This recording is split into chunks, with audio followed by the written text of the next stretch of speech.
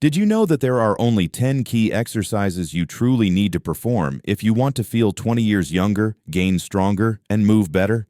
I'll explain what those exercises are in detail in this video, along with the reasons why people in their 50s, 60s, and 70s should begin performing them right now. At the end of the video, I'll also teach you how to prevent the most common exercise error that many of my patients make. Research from the John Hancock Center for Physical Activity at the esteemed Tufts University supports exercise number 1. This has been determined to be the most significant movement for senior citizens. Why? Because it works the muscles you need to walk, climb stairs, and maintain your independence, your hips, thighs, and glutes. Here's the method. Place your feet a little wider than shoulder width apart and stand in front of a chair. You have the option of using the armrests for support or extending your arms forward. To the count of 4, steadily lower yourself toward the chair by shifting your weight back onto your heels. To the count of 2, rise back up after briefly touching the chair. The secret to this slow sit-stand or chair squat is to rise swiftly to increase your speed and power, and to lower yourself slowly to increase your strength and muscle mass. After a minute of rest, perform another set of 10 repetitions. You can use the armrests for support to make it easier, or you can carry a weight in your hands to make it harder. This is a fundamental exercise for strengthening your lower body. From here, everything else builds.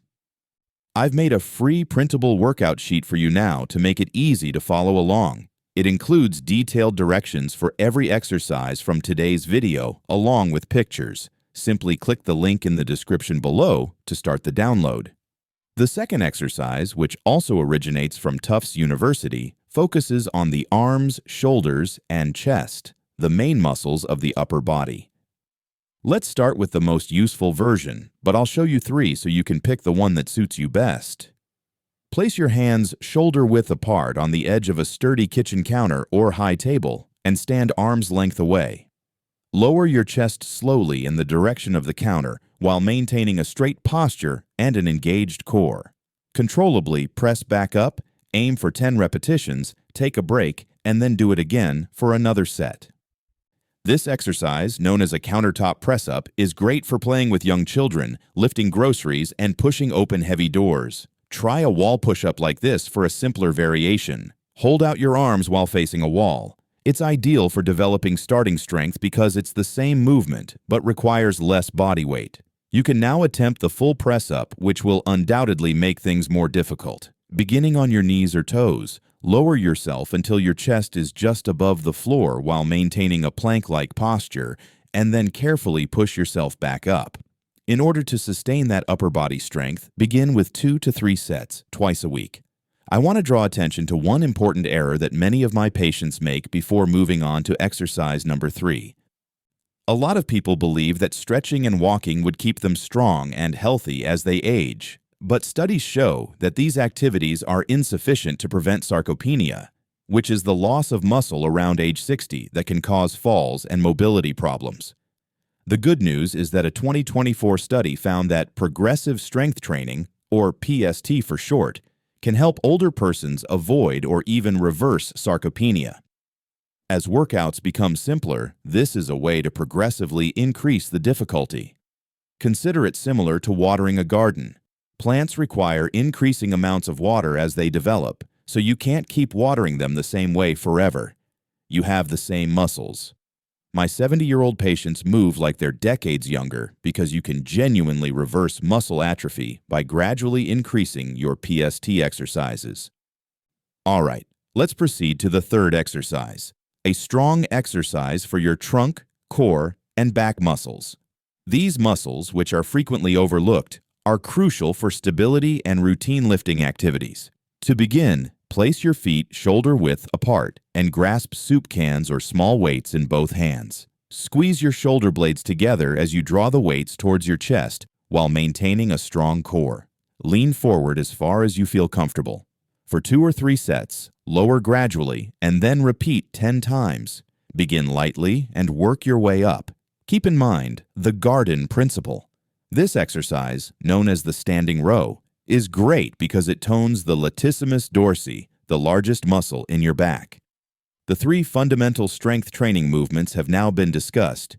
We have the push for the press-up, the pull for the standing row, and the chair squat for the legs.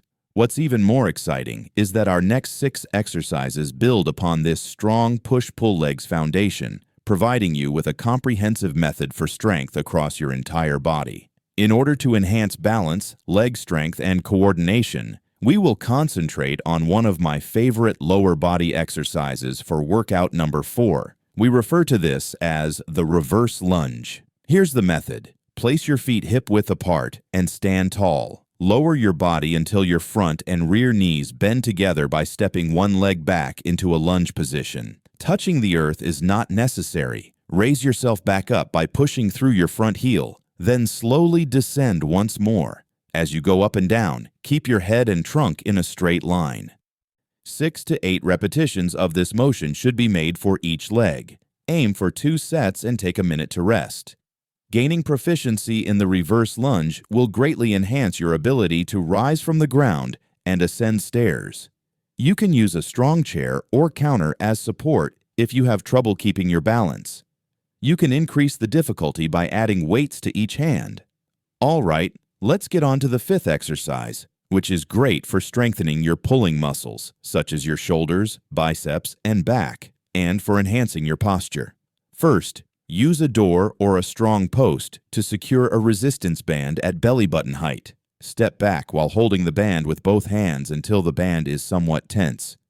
Squeeze your shoulder blades together as you draw the band toward you while maintaining your elbows close to your body. Return to the starting position gradually. This technique, known as the row employing resistance bands, is great for enhancing motions like lifting goods or opening doors. It's an excellent pull exercise. 3 times a week, aim for 2 to 3 sets of 10 to 12 repetitions. Thus far, we have exercised our core, upper body, and legs. We will concentrate on increasing our grip strength and general functional fitness for exercise number 6. Now, did you know that one of the most important indicators of mortality is grip strength? Numerous international studies have connected it to a longer lifespan, lower risk of disease, and improved heart health. Gaining grip strength is essential for living a longer and more robust life, not simply for opening jars. Let's use the farmer's carry for exercise number 6 to improve your grip and core stability. Here's the method. In each hand, hold a weight that is heavier than usual. You can use grocery bags or dumbbells. 5 or 10 pounds is a good starting point. Take 10 to 15 steps in a straight line while standing tall and with your shoulders back. Make sure your hands are a little distant from your body and that your core is taut and sturdy. Avoid cheating. For 2 or 3 sets, repeat after resting. In addition to improving grip strength, this workout simulates everyday chores like lugging baggage or shopping bags. Now, let's move on to exercise number 7, which I incorporate into 90% of my patients' workout regimens together with the squat. It is known as the glute bridge and works the hamstrings and glutes, 2 of the largest muscles in our legs. To begin, place your feet flat on the floor, hip-width apart, and bend your knees while resting on your back. Raise your hips off the floor by pushing through your heels until your body is nearly in a straight line from your shoulders to your knees. Hold for 2 to 3 seconds at the crest while maintaining an engaged core, then slowly descend again. Repeat for 2 more sets after completing 10 to 12 repetitions. Walking, stair climbing, and even easing hip or lower back discomfort all benefit greatly from this exercise. You can concentrate on glute contractions without actually raising up to make the glute bridge easier. You can increase the resistance by using a weight or a band to make it more difficult. Remember to obtain the free printable exercise sheet before beginning exercise number 8. Each of the 10 exercises from this video contains comprehensive instructions. Simply click the link in the following description. Let's move on to exercise number 8, which is the easiest of all of them and can be done anywhere, at any time. To begin, place your feet hip-width apart and stand tall. Ascend slowly to your toes, hold for 3 seconds, and then descend again. After that, raise your toes and rock back onto your heels, holding for 3 more seconds. So, toes up, hold, heels up. For 2 to 3 sets, aim for 10 to 15 repetitions per set. By strengthening your calves, These exercises, known as heel and toe raises, can make it much easier to walk, jog, or even stand for extended periods of time. Of course, the simplest option is to perform this workout while sitting and watching TV. However, you can complete a single leg heel lift by holding on for support, which will make it more difficult. The ninth exercise will focus on your deep core muscles, which many physical therapists recommend for improved stability during all of your workouts. Here's a basic exercise that a lot of folks like to do. The crunch isn't the issue. With your knees bent at a 90-degree angle and your arms extended toward the ceiling, lie on your back. One by one, raise your knees till your shins are parallel to the ground. Instead of using your hip muscles, keep your lower back flat and your core active. Repeat 3 to 5 sets, 4 to 5 times a week, holding for 10 to 30 seconds. The dead bug is a straightforward but effective core workout. Start with one limb at a time if you're a novice. You can experiment with alternating leg extensions from the original dead bug posture for a more difficult exercise. We've now gone over 9 effective exercises, but before I show you the final one, let me point out one more common error: attempting too much too quickly. I provide many of my patients with a basic weekly plan to help them avoid that. Observe the legs, push, and pull structure. Each of the 3 weekly sessions focuses on a push, such as press-ups, pull, such as rows, and legs, such as bridge or squats. You can also choose to take a leg day on your optional 4th day.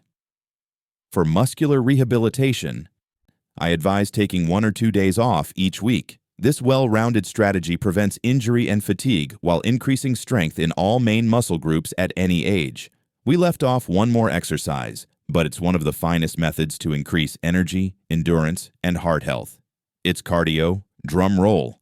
Although it's not my favorite either, an exercise regimen wouldn't be complete without it.